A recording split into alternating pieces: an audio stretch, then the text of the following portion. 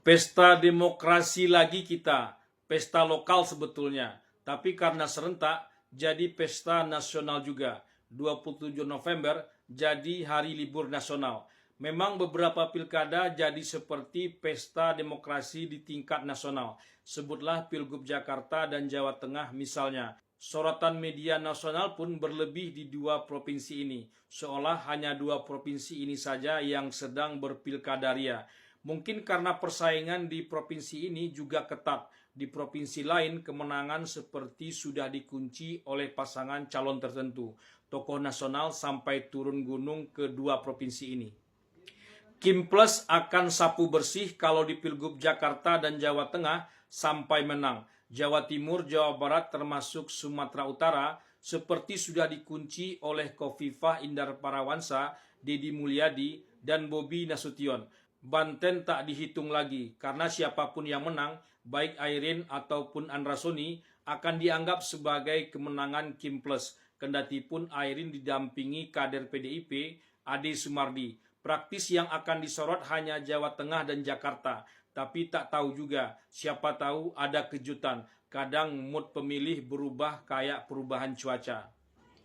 Jangan pula kalau sampai sapu bersih, macam-macam pula yang disebut. Berisik kayak token listrik yang sisa 16%. Tapi berisik itu pula yang dinamakan demokrasi. Ibarat berumah di pinggir rel kereta api, bahkan saat malam pun bila kereta malam lewat, tetap juga berisik. Demokrasi santun yang diperkenalkan Prabowo dikritik pula. Demokrasi ya demokrasi saja, tidak perlu pakai embel-embel. Tapi dulu dikenal juga istilah demokrasi prosedural, substansial. Bahkan almarhum Rizal Ramli memperkenalkan istilah demokrasi kriminal. Tak ada yang mengkritik seperti demokrasi santun ala Prabowo itu. Prabowo sebetulnya tak rugi dan tak untung sapu bersih atau tidak Kim Plus dalam pilkada ini. Mungkin karena itu Prabowo tak terlalu dalam masuk dalam kontestasi pilkada ini. Tantangan Prabowo bukan lagi tantangan konstelasi politik, melainkan tantangan eksekusi atau teknokrasi. Entah kenapa lawan politik, kalau mau dikatakan begitu, tak pula menyasar Prabowo. Yang disasar justru Anies Baswedan dan Jokowi. Mereka berdua inilah yang seperti adu kuat, dikipas pula oleh tukang sorak masing-masingnya. Jokowi tanggung mandi basah sekalian. Awalnya medan pertempurannya hanya Jawa Tengah saja. Jawa Tengah jagoan Jokowi, Ahmad Lutfi Tad Yassin, di ujung tanduk. Maklum di kandang Banteng. Banteng tahu sendiri tanduknya tak main-main, bisa tembus ke hulu hati. Apalagi Jokowi memastikan diri bakal menetap di Jawa Tengah. Kalau bukan jagoannya yang menang, apa pula rasanya tinggal di Jawa Tengah dengan kondisi yang seperti itu. Makan tak enak, tidur pun tak nyenyak. Banteng tak mudah dijinyakkan, apalagi diajak berdamai. Tiba-tiba pula di Jakarta, Pramono Rano menggandeng Anies Baswedan. Bisa jadi itu juga strategi PDIP untuk memecah konsentrasi Jokowi di Jawa Tengah. Jokowi benar-benar terpancing, langsung terbang ke Jakarta membantu pemenangan Ridwan Kamil Suswono. Jokowi memang tak turun langsung seperti di Jawa Tengah, tapi mengumpulkan partai-partai koalisi dan relawan. Lagian karakter pemilih di Jakarta dan Jawa Tengah jauh berbeda. Endorser Jokowi kepada elit koalisi dirasa cukup. Jaringan di Jakarta relatif rapi dan kuat. Jakarta bukan pula kandang banteng seperti di Jawa Tengah.